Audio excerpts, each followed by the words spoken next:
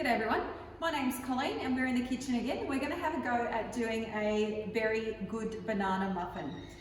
Before we make a start, we've got to make sure our hygiene is sorted. So my hair is up, I have an apron on, I've been over to the sink and I've washed my hands for 20 seconds singing my happy birthday song.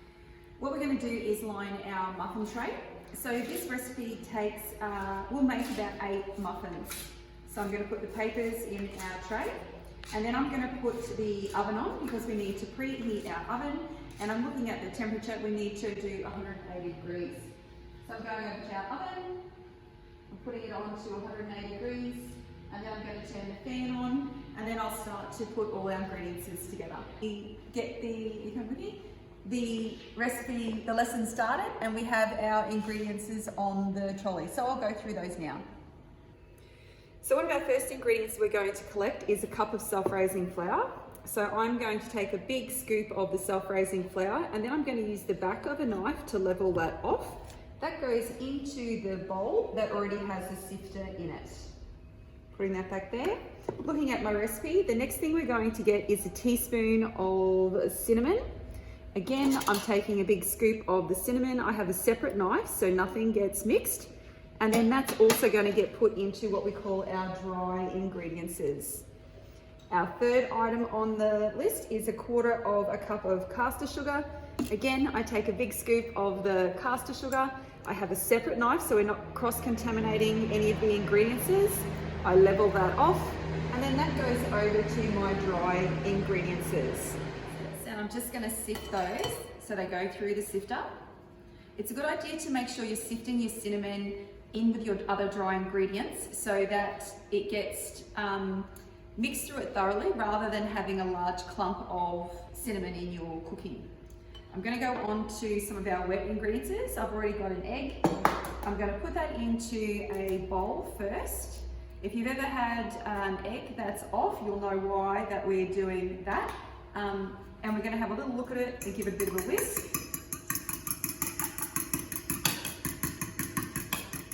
That's going to go into our jug because we're going to put all our wet ingredients, combine them all into the jug. The next thing we're going to collect is some milk, and we need 90 ml of milk. Now when we're doing this in a classroom, we really try to encourage the kids to measure it accurately. So I have a measuring jug. Now it doesn't have a 90 ml measure, so it has to be 90 mils. So we get down at our, what we call eye level, and I'm going to pour my milk in so that it gets to 90 mils. And there's times in a recipe when you can put a slap and a dash and a dollop in, but sometimes the recipes really need to be accurate. So we're putting our milk in with our egg. The next thing that we're putting into with our wet ingredients is our oil. And our oil, we need 2 tablespoons of vegetable oil. So I take my tablespoon measure, I put it over the wet ingredients, and I get 1, and I get 2. Okay, what we're doing now is we're mashing up a banana. Now here I've got a very ripe banana, overripe banana, and it's great for this particular recipe. So I'm going to mush this up. This is a very technical part of our cooking. Nice and soft. That's going to get put into our wet ingredients. Give that a stir. And then I'm going to add this to our dry ingredient. Look at that, looks lovely. Just going to get that started with a fork, but then I'll move on to using a wooden spoon.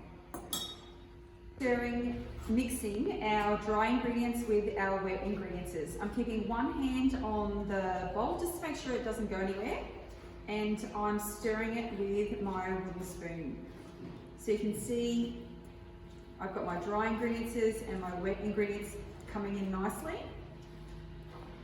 You want to make sure your ingredients on the bottom of the bowl are mixed in, otherwise once you're scooping it in, you can get dry ingredients on the bottom and it just doesn't all come together. So next I'm going to be doing is adding my frozen raspberries. Now these truly are frozen, but if they've been defrosting a little while, you can overmix the ingredients together and it turns it into, depending on what you're using, like if you're using blueberries, it would turn all your mixture blue. And students love doing it, but if you overmix it with your colour, they can really change colour, so you don't want to overmix it. Next thing I'm going to do is a very technical term. It's called the scoop and scrape term. I don't know what the term is called, but that's just what I call it. So I'm going to scoop some of my ingredients and put it into my muffin tray. Now, I would suggest that you scoop a spoonful into each of your trays. You want to try to get an even mixture in your muffin papers, because what happens if you overfill one of the papers, you end up with a really large muffin, which is kind of cool, but the other ones would have cooked quicker and they could be burning while that one is still cooking. So I've nearly finished all my mixture from out of the bowl with my very technical scoop and scrape technique. And then that's going to go into the oven, and it's going to go into the oven for 20 minutes. Now when you're putting your ingredients into the oven, you need to be careful of a couple of things. You've got to be careful that the heat coming out doesn't burn you in the face, and you've got to be careful that the oven door doesn't flip up and hit your cookies. I call everything cookies, you'll get used to it, and it doesn't knock that off and make a big mess. So I'm going to open the oven door completely. I'm going to put my tray in that's landscape. I'm going to put it into the top of the oven where our heat rises, and I'm going to close that up without banging it. Now, the recipe actually says to put the cookies on for 20 minutes, and if you have a timer, you can set it for 20 minutes. But if your timer is broken and you can't remember the time, you can just look at the time on the oven or what's on the wall, and then you can add 20 minutes to that, write it down, and then you can bring that out. Use your phone to set an alarm if you wish. Okay everybody, it's been about 20 minutes with our muffins, and we're going to check to see if they're ready. So time is the first thing you need to check, and then you want to have a look at their colour. So they're nice and a golden colour. Now I would normally, in the past, someone might have suggested to get a skewer to stab them, but we don't do that because that just lets the air out. So I'm going to use my oven door is open completely, and I'm going to use oven mitts to take them out of the oven, and then I'm going to put them on the cooling tray. I'm going to lift the oven up. I'm going to lift the oven door up. I'm not going to let that slam. And then we're going to wait for our muffins to cool. Now, while you're waiting for the muffins to cool, it will take longer if you leave them in your hot tray. So I'm just going to lift those out. What are you making?